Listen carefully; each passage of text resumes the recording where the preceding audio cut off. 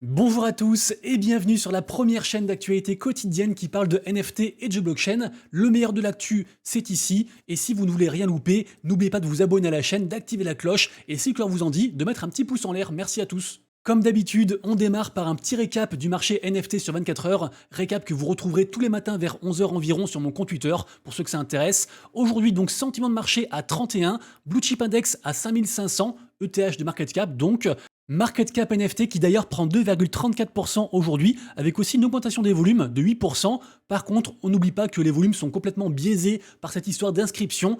Donc ces espèces de NFT et de tokens qui sont en surcouche d'une blockchain, qui ont démarré avec Ordinal sur Bitcoin et qui ont ensuite conquis toutes les blockchains, qui cartonnent actuellement de partout, notamment aussi sur Solana. Et d'ailleurs, on a un projet NFT inscription qui s'appelle Open Soul Map, j'en ai parlé hier, et qui cartonne. Ce projet est encore top volume aujourd'hui, c'est assez indécent, et pour la faire courte, c'est un projet qui a été créé par la marketplace Magic Eden, et ensuite par contre, le projet appartient complètement à 100% à la commu, et c'est un projet qui cartographie la blockchain Solana, un peu comme ce que fait aussi Bitmap sur Ordinal pour ceux qui connaissent. En tout cas, projet très intéressant, renseignez-vous, le lien sera en description.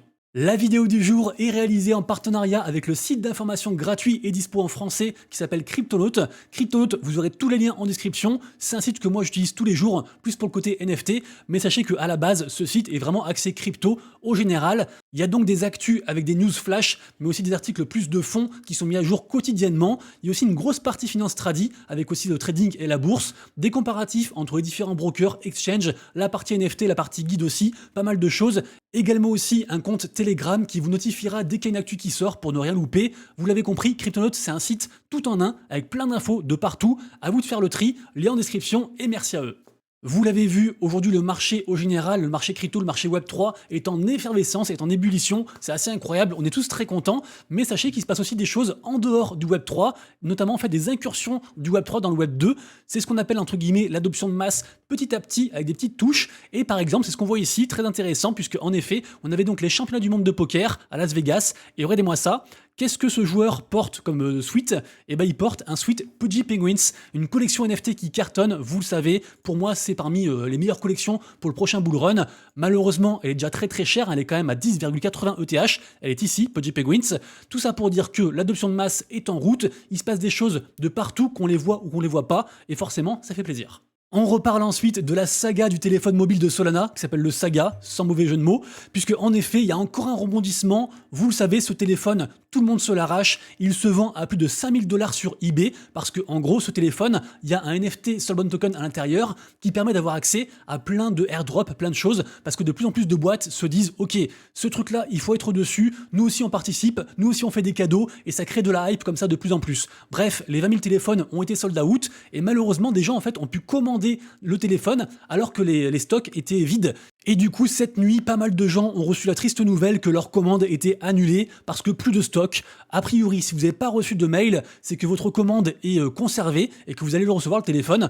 Moi, vous le savez, j'avais commandé un téléphone au tout début, j'en avais parlé aussi au tout début en vidéo. A priori, tous ceux qui ont commandé en même temps que moi, on devrait le recevoir, parce que du coup on n'a pas reçu de mail disant que l'ordre était annulé, donc affaire à suivre pour ce téléphone, mais ça reste évidemment une sale nouvelle, ça montre une mauvaise gestion des stocks, même si, on le rappelle, la hype autour du Solana Mobile est pas encore prête de s'éteindre. Bonne nouvelle ensuite, du côté de la blockchain Arbitrum, on n'en parle pas trop d'Arbitrum, peut-être à part pour le projet XPET, qui est un projet qui mixe, on va dire, un play to earn et un truc de SocialFi, et qui marche très bien, mais à part ça, c'est un petit peu éclipsé par les autres blockchains. Pourtant là, on a un projet, peut-être même le plus ancien projet, le meilleur projet, le projet Blue Chip NFT de Arbitrum, qui s'appelle Small Brains, qui est ici, NFT du coup avec un floor price à, on va dire, 700 $ environ, 688 Magic, donc la monnaie, en fait, le token qui est lié à l'écosystème Trésor, c'est la marketplace sur laquelle je me trouve, et bah Small Brain, en fait, ils ont carrément sorti un token. À la base, ce projet, ils ont une mécanique de stacking, ils ont aussi un côté gamifié qui marche bien, ils ont une belle commu, ils ont un petit peu tout ce qu'il faut, sauf qu'ils n'avaient pas le truc du moment, à savoir un token. Et donc là, en fait, ils ont sorti un token du coup small, et qui est en plus en train d'exploser. Donc c'est vraiment les holders qui sont ravis, qui sont contents. D'autres personnes, à la base étrangères à l'écosystème Small Brain, spéculent sur ce token, donc ça fait aussi de l'effervescence autour de la collection. Donc je pense que c'est un truc à surveiller actuellement. Info suivante qui concerne peut-être plus les artistes, la marketplace Zora, qui d'ailleurs devient de plus en plus grosse. Je vous rappelle qu'ils ont aussi carrément fait une blockchain juste pour eux. Et donc Zora, en fait, ils ont créé un système pour répartir les royalties quand on contribue à une collection. Par exemple, ils prennent un exemple, tout simplement, si vous bossez sur une collection avec des photographes, des modèles, des musiciens, etc., des producteurs, et ben chacun en fait peut répartir du coup le pourcentage de royalties. Je rappelle que les royalties, c'est un petit pourcentage en fait qui est fixé dans le smart contract des collections NFT et qui permet à chaque revente du coup de NFT de percevoir une petite partie. Et donc cette petite partie va être divisée entre différents acteurs. Donc très belle mise à jour, très utile et que je voulais vous partager. J'ai ensuite malheureusement deux mauvaises nouvelles et en plus ça concerne des projets français. C'est deux projets qui arrêtent. Le premier projet c'est la collection du coup Smurf Society. On avait découvert cette collection ensemble à la NFT Paris il y a environ un an. Le projet était très hypé. Ils avaient carrément en fait acquéri la licence des Schtroumpfs, donc c'est quand même pas rien. Malheureusement le marché a beau reprendre, ça suffit pas. Ils ont peut-être fait des mauvais choix, je sais pas, mais du coup le projet s'arrête. Donc c'est vraiment malheureux pour les holders des NFT. Les NFT qui sont du coup écroulés forcément à 0,013 ETH et qui je pense ne se vendent plus. Est-ce que c'est un soft rug? Je rappelle qu'un soft rug, c'est un petit peu le fait de laisser mourir sa collection sans faire rien de particulier et juste voilà, on part avec ce qui reste de la caisse, on laisse le truc mourir et on dit que ça va pas marcher. Donc je sais pas, je suis pas au courant, mais c'est toujours triste qu'un projet NFT, quel qu'il soit, s'arrête. Après, je rappelle quand même la dure réalité, je rappelle les chiffres, 9 projets sur 10 sont voués à mourir, même avec toute la meilleure volonté du monde, malheureusement. Et également aussi, on a le projet Yadek, qui est donc un projet, on va dire, une sorte de jeu de fantasy league, un peu comme Sorare, mais version rap français. Et pareil aussi, ils ont fait du coup un gros message en fait dans le Discord, ils arrêtent leur activité. Pareil aussi, modèle business qui n'a pas marché. Donc bon, là pour le coup, Yadek, j'étais un petit peu dans le projet. Moi j'ai des NFT et pour le coup, j'ai trouvé qu'ils mettaient quand même beaucoup de bonne volonté et qu'ils étaient vraiment là en fait pour aller au bout de leur projet. Ça n'a pas marché, c'est comme ça, c'est triste. Et il ne reste plus qu'à passer à autre chose. Deuxième partie de la vidéo, la partie blockchain gaming, et on commence par une très bonne nouvelle. Vous le savez, moi je suis très bullish sur la narrative gaming pour le bull run, et encore plus sur la narrative gaming asiatique. Et du coup quand je vois ça, forcément je suis encore plus bullish évidemment. Ici, on apprend que la boîte sud-coréenne Waymade vient de lancer un fonds Web3 pour plein de projets Web3 à base de 100 millions de dollars en partenariat avec Whampoa, un truc basé à Singapour. Bref, Waymade, ils sont hyper chauds. Rappelez-vous, Waymade, ils sont derrière la plateforme Waymix. Waymix, ils ont plein de jeux. C'est un peu une sorte de launcher, ils font plein de trucs. Ils ont aussi des jeux qui sont propres à eux. Notamment, le plus gros succès, c'est Mirror qui cartonne. Ils ont aussi un token, le token Waymix, qui est genre à 3,37 pour l'instant. Est-ce qu'il faut investir dessus? J'en sais rien, c'est à vous de voir. Par contre, il faut impérativement observer ce que fait Waymade. Et de manière générale aussi, bien sûr, les boîtes asiatiques côté gaming, ça bouge encore plus que le côté européen, évidemment. Et puisqu'on parle de token, on refait un petit point sur Grape, qui est donc sorti hier, le token du projet Grape, qui s'est un petit peu écroulé finalement, on est à 0,11, on surveille attentivement. Je rappelle quand même que derrière ce projet, on a plus de 100 millions de dollars qui ont été investis par plein de grosses boîtes, dont évidemment Animoca Brands, puisqu'ils back directement le token. Projet à surveiller, NFT qui sont genre à 1,6 ETH, qui sont un peu redescendus et qui contiennent encore du token Grape, et donc un peu à l'image du projet Memland, avec donc Memland et les NFT Patatos et Captains. Du coup, token et NFT sont intrinsèquement liés, donc les deux sont à surveiller. J'ai ensuite un airdrop à vous partager, et pas n'importe quel airdrop, puisque ce projet s'inscrit parfaitement dans la grosse hype du moment, à savoir un projet gaming avec un token et donc un airdrop, backé par un gros acteur, en l'occurrence ici, encore une fois, Animoca Brands. C'est le projet Farcana qui fait ça. Farcana, ils ont sorti des NFT sur Polygon, j'en ai parlé je crois hier ou avant-hier. Les NFT, ils ont explosé, c'est un free mint qui est monté à 1,6 ETH à l'heure où je vous parle, c'est assez fou. Le token phare FAR donc du projet arrive pour janvier, et ici en fait on a un système de quête où on peut donc commencer à avoir du token, et donc c'est forcément je pense un truc à faire, c'est gratuit, il faut simplement faire principalement des missions d'engagement social, donc like, RT, ce genre de choses. On peut aussi télécharger du coup le launcher du jeu pour lancer au moins une partie, envoyer un screen, etc.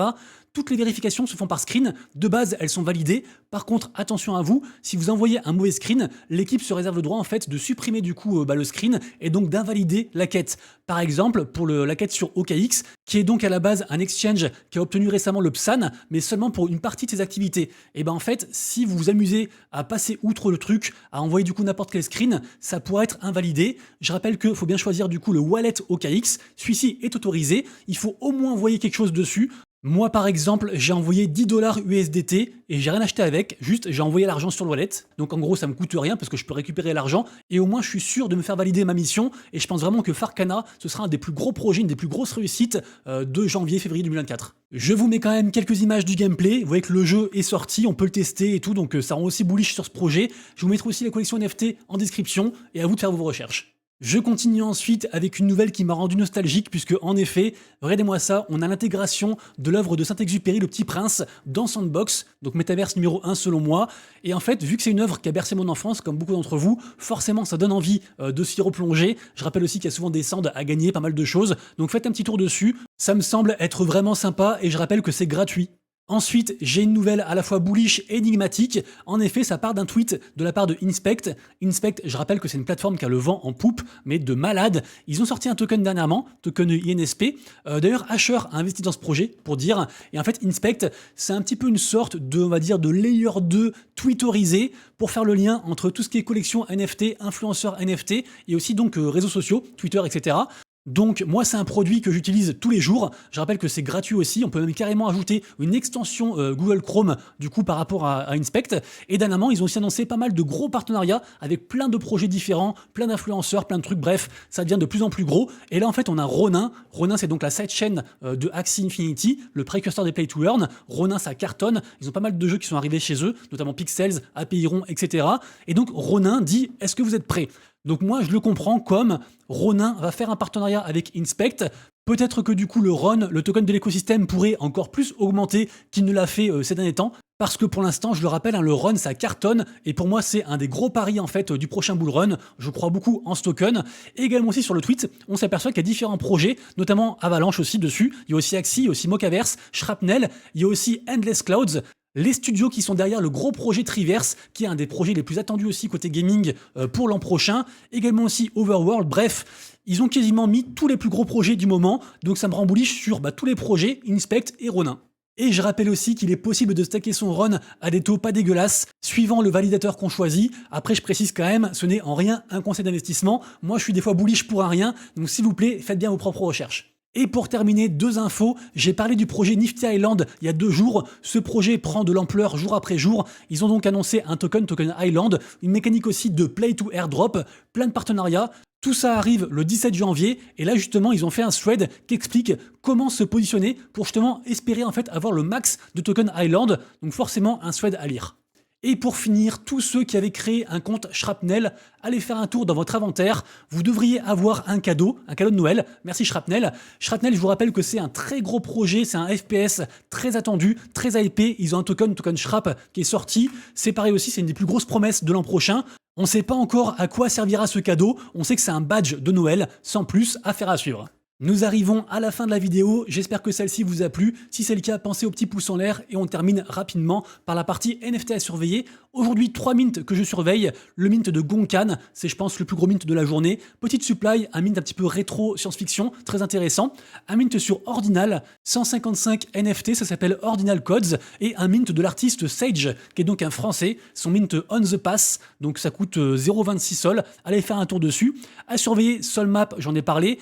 Mad Lads, le blue chip de la blockchain Solana qui baisse à 177 sols, mais vu que le sol a explosé, en fait c'est normal, ça s'équilibre, donc rien d'anormal. Dokyo sur Avax, ça fait un bout de temps qu'on en parle, qui explose à 48 Avax, bravo à ceux qui sont dessus. Smallverse, j'en ai parlé, le Play to Earn Animalia qui explose à 0,2 ETH, Degenheim à surveiller, 0,06, Moonbirds entre FUD et rumeurs de rachat, je rappelle que pour l'instant il y a une offre à 2 millions de dollars, mais il semblerait que Kevin Rose, qui est donc derrière la collection Moonbirds, ne soit pas intéressé. Je rappelle que Moonbirds était une collection vraiment incroyable, qui a explosé à plus de 30 ETH, c'est une vraie dinguerie, un mint à 5 ETH, bref, c'était incroyable. Et là actuellement, on est à 1,4 ETH, c'est un petit peu la déchéance. Ensuite, Grapes, j'en ai parlé, Clonix, d'ailleurs je me suis trompé ici parce que c'est 1,1 ETH, justement ça baisse beaucoup. Est-ce que c'est une opportunité? Je ne sais pas. Et enfin, on a la baleine Dingaling, qui a encore fait des siennes et qui a racheté plein de NFT, notamment des lands Pixel, du coup ils sont à 1,9 ETH. Des NFT également du projet Army of Fortune qui sont à 0,55 ETH et encore plein d'autres. Là vraiment il y a une grosse narrative gaming et toutes les plus grosses baleines en fait se précipitent sur les projets gaming qui ont annoncé un token. Et pour finir, je surveille aussi le reveal du free mint de hier qui s'appelle donc SNB sur Solana, ça me paraît intéressant. Merci à tous d'avoir suivi, on se retrouve demain pour une prochaine vidéo et d'ici là bien sûr prenez soin de vous, de vos proches et de vos wallets. C'était Monsieur Rabbit, ciao.